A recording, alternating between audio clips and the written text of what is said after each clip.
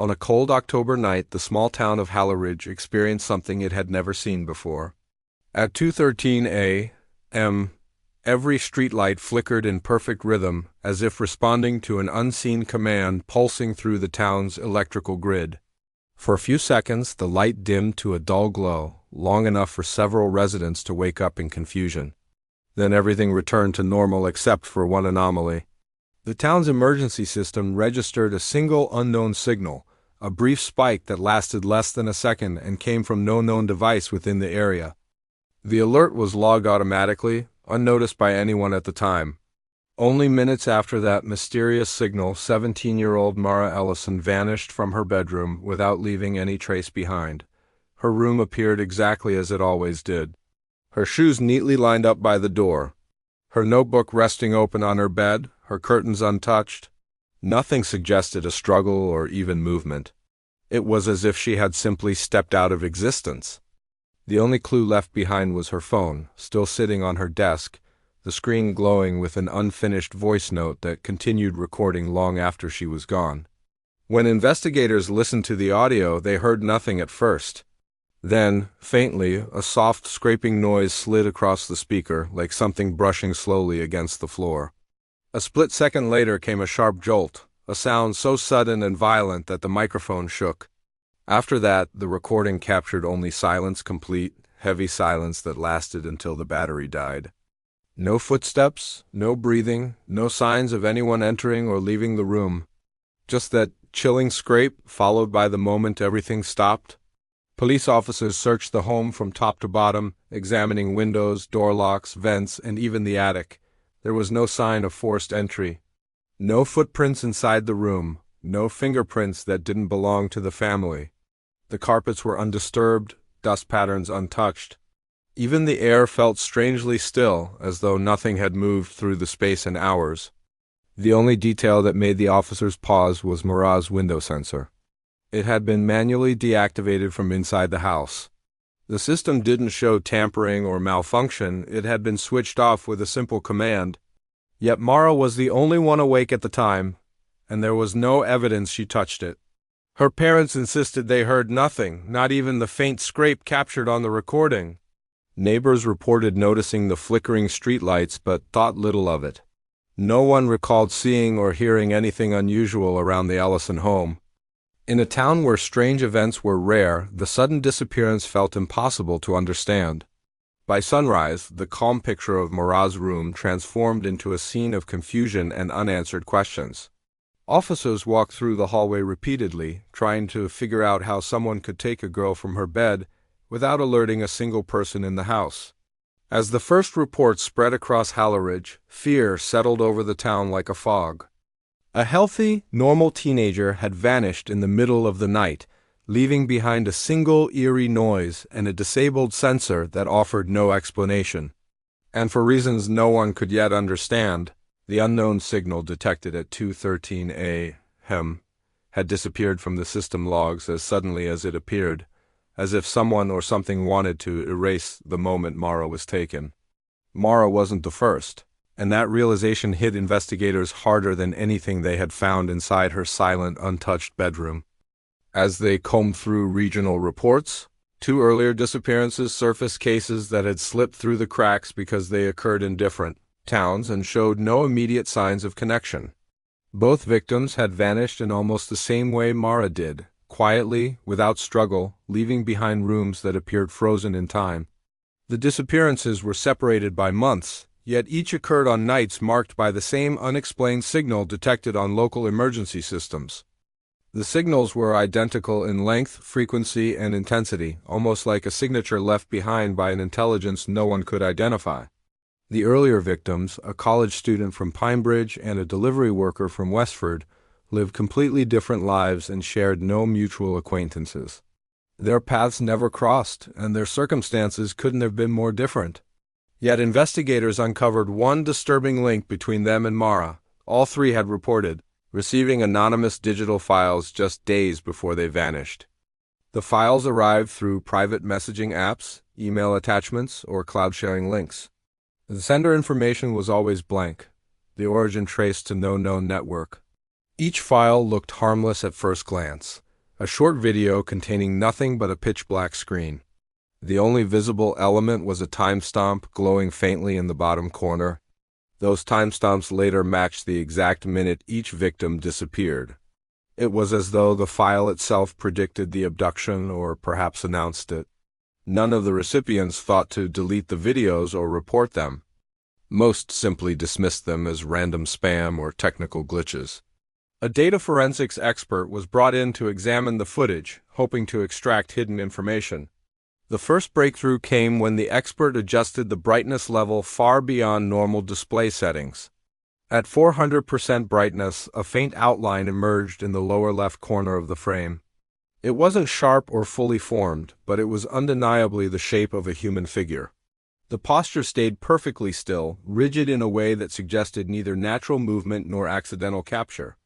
Its head seemed tilted slightly toward the camera, as if studying whoever would eventually view the footage. When the brightness was increased further, the figure grew no clearer, as though the original recording resisted exposure. This discovery spread through the investigation team, creating a sense of unease that no one could ignore. The figure wasn't walking, speaking, or doing anything recognizable. It was merely watching, observing, waiting, and the timestamp glowed beneath it like a countdown. Authorities quickly issued public warnings, urging residents to report suspicious files or unfamiliar digital messages. But fear was already spreading through Hala Ridge and beyond. Parents kept their children indoors.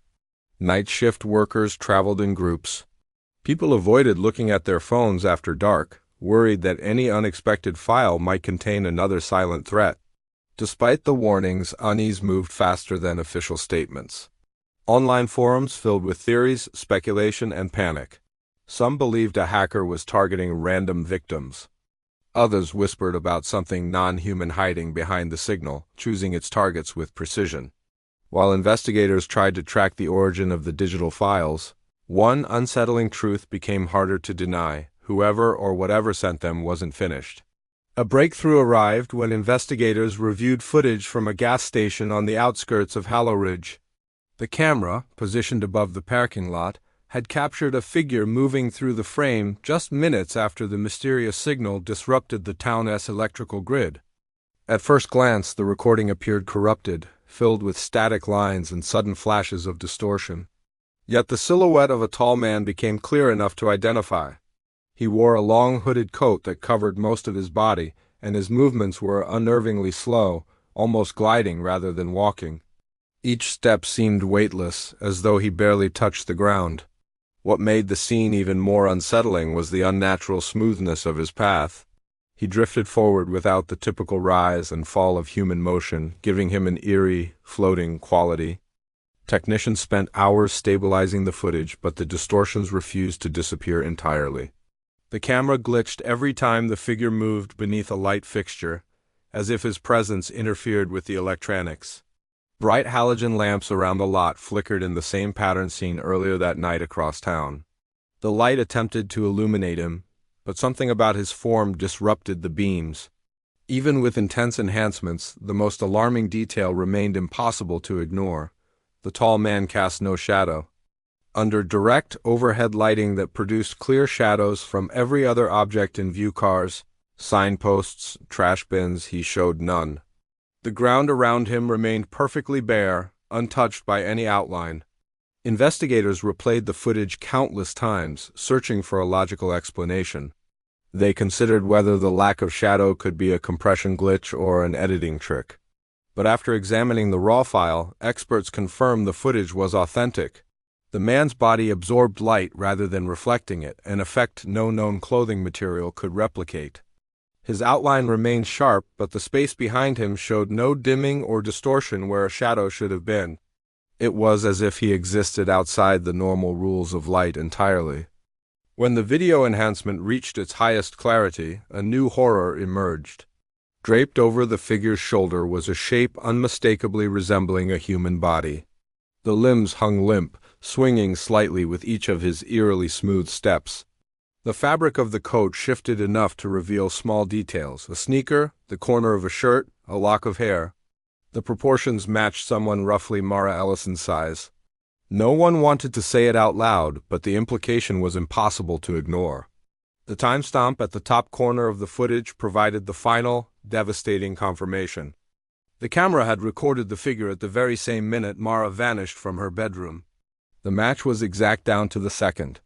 This discovery shifted the investigation into darker, more complex territory. Authorities began considering possibilities that stretched far beyond typical abductions. They theorized that the man might be using advanced equipment capable of disabling shadows, lights, and digital sensors. Yet no scientist or engineer consulted had ever encountered technology capable of erasing a shadow with such precision. Even military specialists denied the existence of anything similar. This left investigators facing a chilling truth: whoever the shadowless figure was, he carried tools or abilities that had no explanation in the world they understood. And if he could walk through light without leaving a trace, there was no guarantee any camera or sensor could detect where he would appear next. The search eventually led officers deep into the northern forest, an area where old hunting cabins sat rotting among thick trees and uneven ground. Most of the structures had collapsed years ago, but one cabin still stood, hidden under layers of moss and vines. Drone surveillance picked it up only because of a faint heat signature that should not have been possible in a building long disconnected from utilities. The signature pulsed irregularly, almost like a heartbeat, drawing investigators closer with each pass of the drone. When officers entered the cabin, they were met with dust-covered furniture, broken windows, and a strong smell of damp wood. Everything seemed abandoned and untouched for years until they found the trapdoor, beneath a warped rug near the center of the room. The wooden hatch had no handle and no hinges on the visible side, suggesting it wasn't meant to be opened from above. After several attempts, they forced it open, revealing a metal staircase descending into darkness. The air below was cold, unnaturally cold, like a space sealed away from the world for decades. The basement was nothing like the cabin above it. Instead of wooden walls, the entire room was lined with smooth, reflective metal sheets that distorted shapes and shadows. Any movement caused strange reflections to ripple along the surfaces, creating the illusion of figures shifting in the corners. The officers' flashlights bounced sharply across the metal, revealing dozens of printed screenshots pinned to the walls. Each print showed the same black screen video with a timestamp glowing faintly in a corner. The times and dates written beneath them formed an eerie timeline of disappearances, some known to authorities, others completely undocumented. The room's centerpiece was a metal table with a single tablet resting on top. The device was powered on despite no visible wires or power source. Its screen displayed a countdown leading to the next timestamp. The scheduled time matched that very night, mere hours away. The battery icon remained full, as though the tablet wasn't drawing power from anything physical inside the room. Forensic analysts later confirmed that the device had a modified operating system they had never encountered before, one that prevented access to storage, settings, or logs. It displayed only the countdown, nothing more. Authorities set up surveillance around the cabin, covering every angle of the forest with thermal imaging, motion sensors, and live drone feeds. Teams waited through the evening in complete silence, watching the timestamp slowly approach zero. The heat signature inside the basement remained steady at first, showing a narrow, human-shaped form near the table. Yet no one saw or heard anyone enter the cabin after the officers left. The figure simply appeared in the thermal display, standing perfectly still. Minutes before the countdown reached its end, the heat signature flickered once. Then it vanished completely. It did not move toward a door or climb the stairs. It simply blinked out of existence. Officers rushed inside the cabin, only to find the basement exactly as it had been before except for the lights. The overhead bulbs, which had glowed steadily during the investigation despite the building having no electrical connection, slowly dimmed, and shut off one by one as if someone had switched them off from within the walls. The sudden darkness left the basement colder than before, and the tablet screen went black at the same moment, offering no clue to what the final timestamp meant. The forest remained silent, the cabin untouched, and the team was forced to accept that whatever they were dealing with had slipped out of their reach without leaving the faintest trace behind. 2 weeks after the incident at the cabin, a hiker wandering through the dense northern forests stumbled upon a half-buried camera near a fallen tree. The device was scratched, water-damaged, and missing its battery cover, yet the memory card inside remained intact. The hiker turned it over to the authorities without hesitation, unaware of the chilling discovery it contained. Investigators handled the device carefully, running it through a slow restoration process until the files were readable. Among the damaged clips, one video stood out as the only fully recoverable recording. It was time-stamped the day after Mara vanished. The footage opened with shaky, uneven movement, as if the camera had been carried or dropped repeatedly through the woods. Leaves and soil blurred across the lens before the image finally steadied. The view sharpened enough to reveal Mara Ellison standing alone in a clearing, surrounded by tall, swaying trees. She faced the camera directly, but her expression was empty, devoid of fear, confusion, or even recognition. Her posture was unnaturally rigid, her arms hanging straight at her sides. Nothing about her stance resembled the vibrant, lively teenager described by those who knew her. Behind her stood the tall figure investigators had seen in the gas station footage. Even in the degraded recording, its presence was unmistakable. The hooded coat, the elongated frame, the unnatural stillness, it was all there. The most disturbing detail, however, became clear only when the camera zoomed slightly as it adjusted focus. The figure's legs did not touch the ground. A small gap separated its body from the forest floor, as though it hovered effortlessly above the earth. Branches bent in the wind, and plants around the clearing swayed, yet neither Mara nor the figure displayed the slightest motion. They appeared frozen in place, untouched by the natural world shifting around them. The stillness was broken only when the figure slowly raised one arm. The moment its hand lifted, the footage warped violently. Frames twisted, colors inverted, and audio exploded with static, so loud it nearly corrupted the entire file. The distortion grew worse, stretching the image into jagged lines as the camera seemed to fight against whatever force was affecting it. Only fragments of the scene remained visible, flickering like dying light. In the final readable frame, Mara's body jerked backward with impossible speed. Her feet left the ground as she was pulled into a darkness that seemed to swallow her whole in a single instant. The tall figure blurred at the edges, almost melting into the shadows behind them. Then the video cut off abruptly, leaving nothing but a corrupted end screen and silence. Experts examined the recording for days, analyzing every pixel, every audio spike, every trace of metadata. Their conclusion was unanimous and deeply unsettling. The footage showed no signs of editing or manipulation.